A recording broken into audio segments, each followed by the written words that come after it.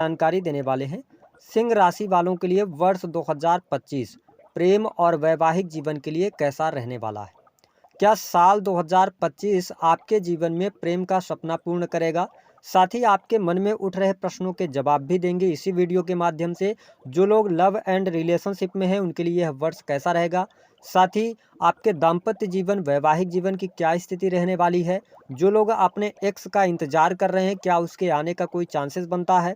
जो लोग love and relationship के अंदर हैं और अगर वो प्रेम विवाह की तरफ बढ़ना चाहते हैं तो क्या योग बनेंगे?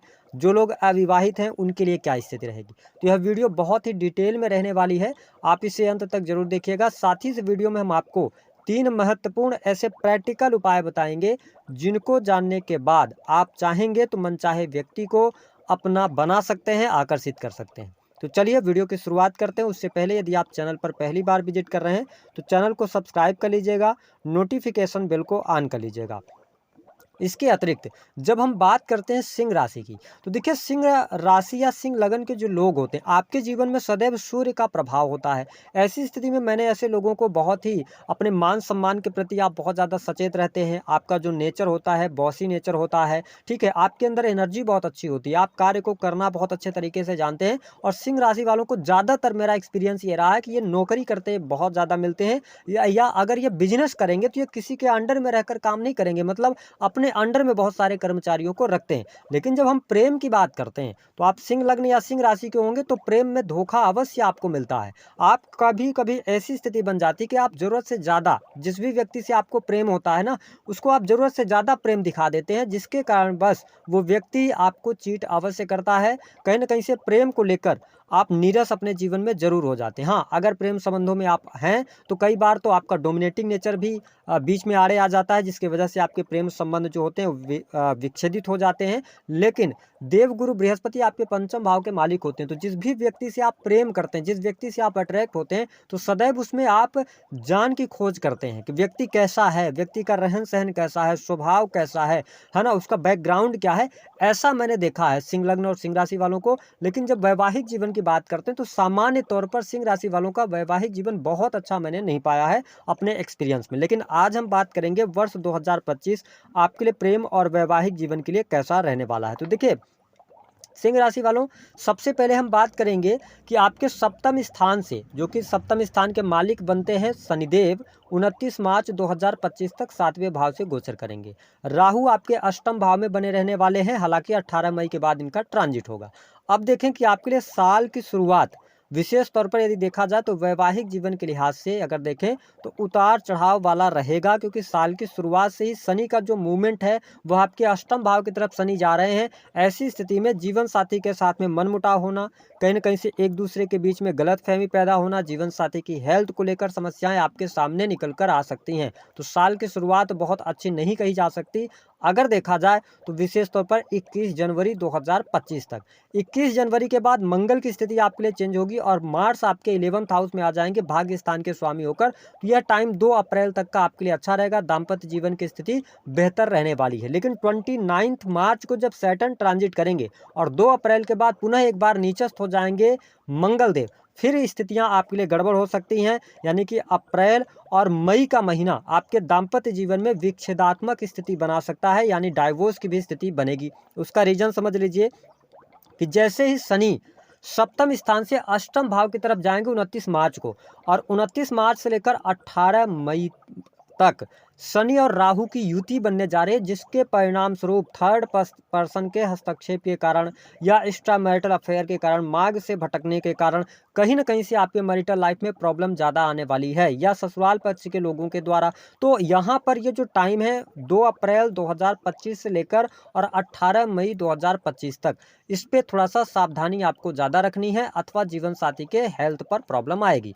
अब यहाँ तक की तो बात हो गई, लेकिन आपके लिए 29 मार्च के बाद शनि की ढैया शुरू हो रही है और सप्तम भाव का स्वामी जब 8वें भाव में जाता है तो कहीं ना कहीं से जीवन साथी के स्वास्थ्य को कमजोर करता है। लेकिन आपके लिए शुभता वाली बात यह रहेगी कि जैसे ही 18 मई को राहु आपके 7th हाउस में आएंगे। देखिए, सप्तम भाव में राहु का गोचर बहुत अच्छा नहीं माना जाता, लेकिन 14 मई को देवगुरु बृहस्पति का राशि परिवर्तन हो चुका होगा और बृहस्पति आपके 11th हाउस में जाएंगे, जहां से नवम दृष्टि से आपके सप्तम स्थान को देखेंगे। तो देखिए, सप्तम स्थान को देखेंगे तो मैं आपको स्पष्ट कर दूं, आप सिंह लग्न या सिंह राशि के जातक या जातिका हैं तो 18 मई 2025 से लेकर और यदि देखा जाए तो अक्टूबर 2025 तक दाम्पत्य जीवन में काफ़ी हद तक आप शुभता प्राप्त कर सकते हैं। यहाँ तक कि डाइवोर्स की भी स्थितियाँ बन रही होंगी तो भी देवगुरु बृहस्पति के आशीर्वाद से चीज़ों को आप बचा ले जाएंगे। लेकिन इस वर्ष के अंदर आपको लॉयल रहने की आवश्यकता रहेगी अगर आप सिंह लग्न या सिंह राशि वाले हैं। साथ ही आपके पार्टनर को भी लॉयल रहना होगा, क्योंकि जब गुरु राहु को देखते हैं, देखिए राहु गुरु का जो जब युति होती है अथवा दृष्टि युति होती है तो इसको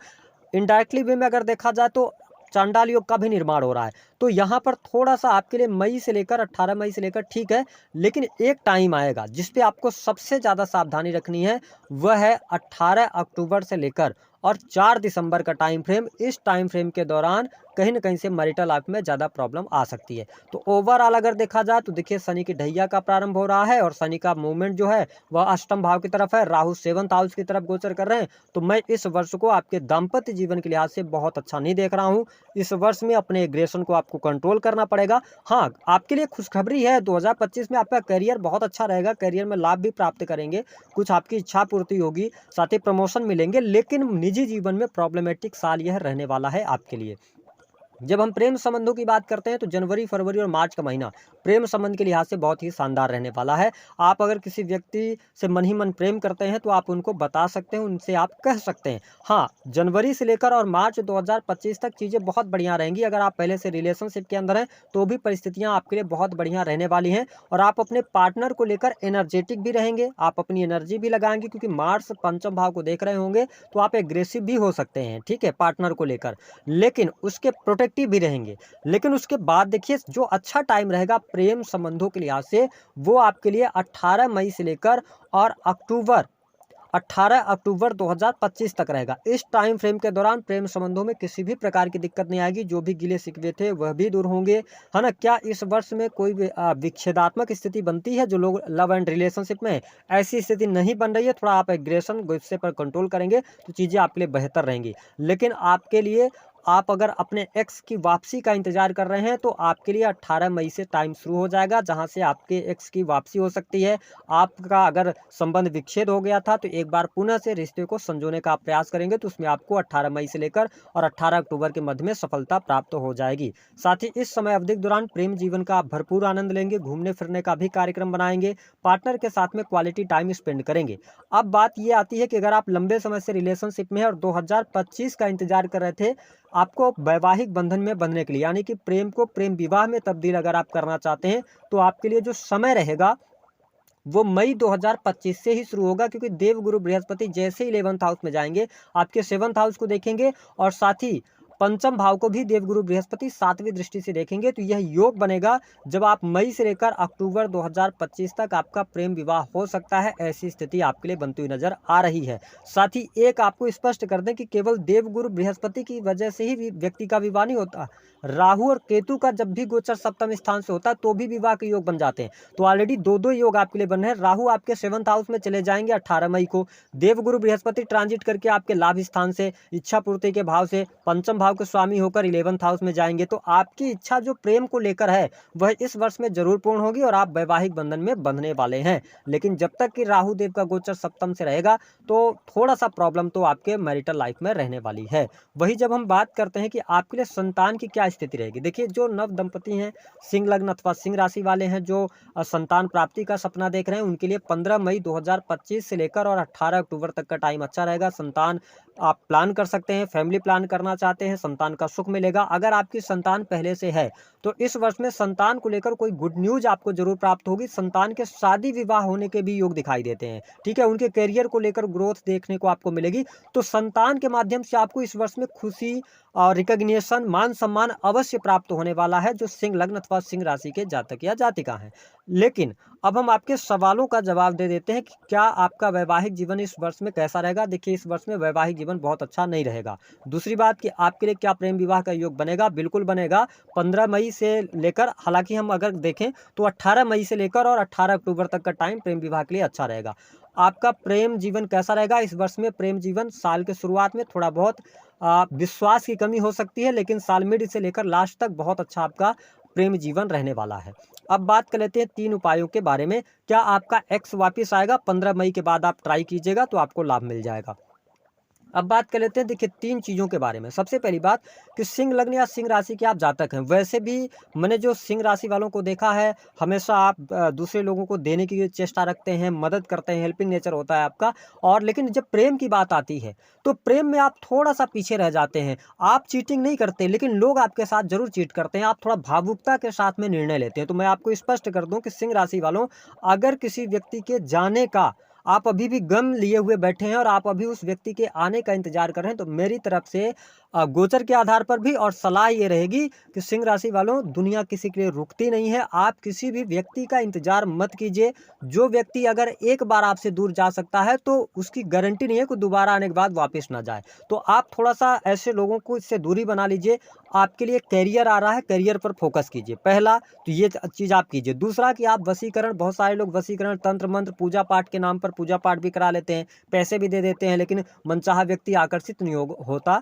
मैं आपको स्पष्ट कर दूं कि किसी भी व्यक्ति के मन पर आप राज तभी कर सकते हैं जब आपकी कुंडली में योग हो और प्रकृति चाहती हो। आप किसी भी व्यक्ति के ऊपर पूजा पाठ, तंत्र मंत्र करके या निगेटिव एनर्जी भेज करके आप उसको बस में नहीं कर सकते हैं। हाँ, तंत्र मंत्र का जो प्रभाव होगा ज़्यादा से ज़्यादा 24 से 48 घंटे, 72 घंटे तक होता है। इसके बाद नहीं होता है। इस बात को आप नोट करके चलें।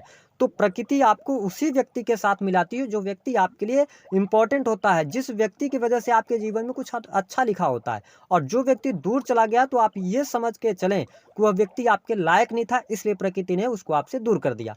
अब कुछ लोग और भी होंगे जो ये चाहते होंगे नहीं उपाय दीजिए, तो मैं आपको उपाय बता रहा हूँ। करना क्या रहेगा, आप किसी भी सोमवार के दिन सिंह राशि वालों, आपको लेना है एक पान का पत्ता और एक सुपारी ले लीजिएगा आप, ठीक है? साबुत सुपारी लीजिएगा और जो हल्दी पाउडर होता है, हल्दी में थोड़ा सा गंगा जल मिक्स करके उस सुपारी को डुबो दीजिएगा। और उसके साथ में चाहिए आपको एक बाँसुरी, यानी पान का पत्ता हो गया, हल्दी लगी हुई सुपारी हो गई और तीसरा बाँसुरी। इन तीनों चीज़ों को ले जाके आप भगवान कृष्ण जी के मंदिर में अर्पित करें और अपने प्रेमी अथवा प्रेमिका अथवा प्रेम संबंध में दिक्कत चली तो ठीक करने के लिए उनसे प्रार्थना करें। ये पहला उपाय आप कर सकते हैं। ईश्वर की कृपा से ही चीज़ें बेहतर होंगी। दूसरा कि एक उपाय और आप कर सकते हैं। आप ले लीजिएगा 10 फूल वाली लौंग, जो लौंग आती है सामान्य तौर पर मसालों में इस्तेमाल होती है। दूसरा आपको चाहिए थोड़ी सी मात्रा में गुड़। तीसरा चाहिए आपको काले तिल। इन तीनों सामग्रियों को आप ले जाइए शनिवार को शाम के समय 5 बजे के बाद, दिन ढलने के बाद, है ना? तो आप लेके जाइए और किसी भी पीपल के वृक्ष के नीचे इसको रख दीजिए। अपने प्रेमी अथवा प्रेमिका को याद कीजिए, या आपके दाम्पत्य जीवन में समस्या चल रही तो दाम्पत्य जीवन के लिए भी कर सकते हैं आप उपाय, है ना? अपने प्रेमी अथवा प्रेमिका को याद कीजिए या अपने जीवन साथी को याद कीजिए और वहीं पर 10 मिनट बैठकर ये सोचिए कि आपके दाम्पत्य जीवन या प्रेम जीवन में सब कुछ अच्छा हो गया है, ईश्वर की कृपा आपको प्राप्त हो गई है। इसके साथ भगवान विष्णु से आराधना करें कि आपके दाम्पत्य जीवन को अच्छा करें, या भगवान शिव की आराधना आप उनको याद करते हुए और अपनी इच्छा व्यक्त कर सकते हैं। उसके बाद वहाँ से आप एक पीपल का पत्ता तोड़ लीजिए, उसको आप अपने घर ले आइए और शाम के समय गंगा जल से धुलकर उस पीपल के पत्ते पर रोली पाउडर से स्वास्तिक बनाइए मिक्स करके, है ना? पेस्ट बना करके, और उस पर एक साइड में स्वास्तिक बना दीजिए। ऊपर अपने प्रेमी अथवा प्रेमिका का नाम या जीवन साथी का नाम, नीचे अपना नाम लिखकर, और साथ ही पीछे साइड में काजल से अपने प्रेमी अथवा प्रेमिका का नाम लिख दीजिए अथवा जीवन साथी का नाम लिखिए, और उस पत्ते को आप थोड़ा सा उस पत्ते पर परफ्यूम छिड़क दीजिए और उसके बाद उसको आप अपने तकिए के नीचे रख लीजिए। इस उपाय को आप कर लीजिएगा। अगर आपकी कुंडली में योग होगा तो उपाय काम करेगा और आपके दाम्पत्य जीवन में भी शुभता आएगी और प्रेम जीवन में भी शुभता आएगी। लेकिन अगर आप प्रकृति से छेड़छाड़ करके किसी व्यक्ति को जबरदस्ती अर्जित करना चाहते हैं